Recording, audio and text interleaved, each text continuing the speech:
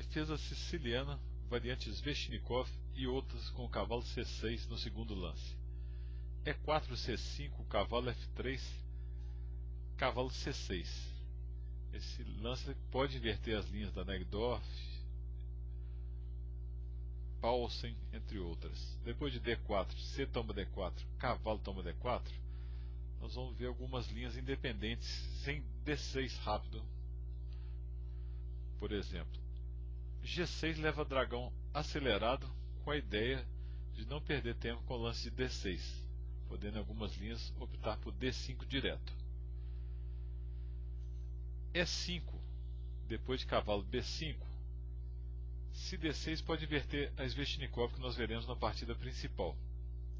Ou A6, permitindo cavalo D6 cheque, que é a variante Loventhal. Bispo toma D6, dama toma D6, dama F6. Aqui as brancas podem trocar as damas, o mais comum é tirar para D1, podem tirar para A3, seguindo os traços da variante Loventhal, uma variante interessante também. Mas depois de cavalo F6, cavalo C3, E5, cavalo de BD5, as brancas podem seguir com bispo B4, A3, bispo toma C3, cavalo toma C3, que é uma linha considerada boa para as brancas, ou bispo C5, bispo E3, se D6 aqui, bispo toma C5, D toma C5, dama toma D8, as brancas têm vantagem porque as negras perdem o roque, e se bispo toma E3, cavalo D6 cheque, rei F8, F toma E3, dama B6, cavalo C4, as brancas têm vantagem. Com D6 entramos na famosa variante Sveshnikov. Vamos ver a partida entre Everaldo Matsuura, um especialista dessa linha, mestre internacional do Paraná, contra o mineiro mestre filho Evandro Barbosa.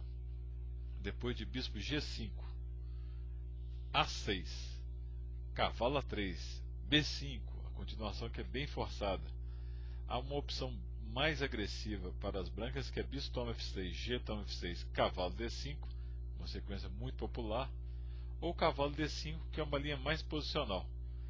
Aqui os amadores gostam muito do lance bispo E6, que é bom também, mas depois de bispo toma F6, G toma F6, C3, bispo G7, cavalo C2, as negras têm que ter muito cuidado. Por exemplo, cavalo E7 aqui, que é bom em muitas linhas, permite cavalo de C3, roque, bispo D3, rei H8, dama F3, cavalo G6, H4, com vantagem das brancas em Soares e Barrio, 1996.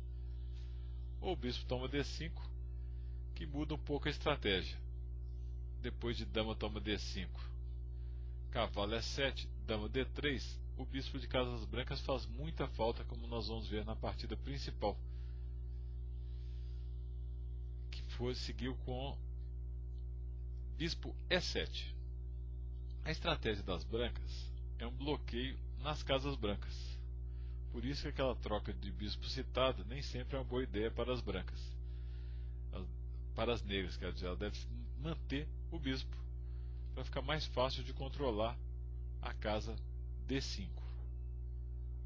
Depois de bispo toma F6, trocando uma das peças que controla o D5, bispo toma F6, C3, as negras têm várias opções aqui para escolher o plano ideal. Cavalo E7 aqui já é possível, mas é a única linha em que as brancas não devem seguir com cavalo C2, recolocando o cavalo direto no jogo. Cavalo toma F6 cheque, seguiu em Nizipeanu e Halquias, e Nizipeanu e Moreno, 2000, e em Tiviakov e Serbo, 1998, é uma linha muito teórica.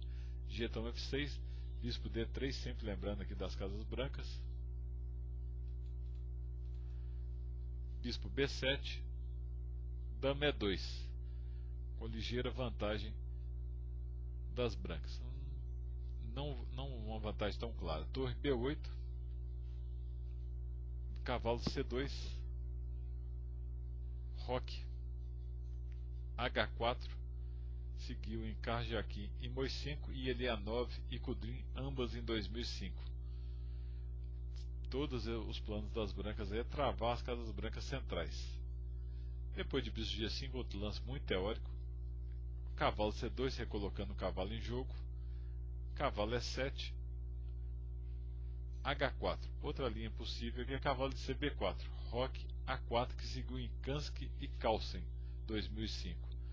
H4 também é um lance teórico, bispo H6, A4 buscando quebrar os peões da ala da dama das negras, B toma 4, cavalo de CB4. Numa partida entre Karyakin e Radiabov 2005, seguiu bispo D7 e as brancas optaram por torre toma A4 para trocar o bispo de casa negra e fazer um forte bloqueio das casas centrais brancas, mostrando como é importante essa estratégia. Depois de roque, dama toma 4, cavalo toma D5, cavalo toma D5, A5. Todos esses lances são muito populares, seguindo em várias partidas. As brancas tentam travar as casas brancas e as negras fugir desse bloqueio com um contra-ataque muito forte na ala do rei. B4, bispo D7, B5, bispo E6, bispo C4, rei H8, para seguir com o importante lance de ruptura F5, G3, F5. Para quem não está acostumado com essa linha, é normal o rei branco ficar aqui, muitas vezes mais seguro do que rocando rápido, e um dos planos principais das negras é conseguir essa ruptura F5, para quebrar a base e acabar com o bloqueio das casas brancas. Aqui seguiu E toma F5, bispo toma F5, bispo E2, bispo E6, dama E4, sempre o mesmo tema estratégico, dama C8, roque, dama C5, C4, bispo H3, bispo D3, contra-atacando, bispo F5, dama E2, E4.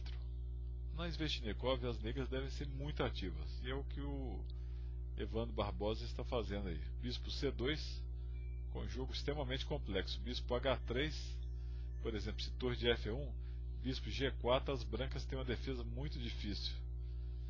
Então, optaram por bispo E4, bispo toma F1, torre toma F1, muito comum sacrifício de qualidade da Sveshnikov, torre de A8, dama D3, torre E5.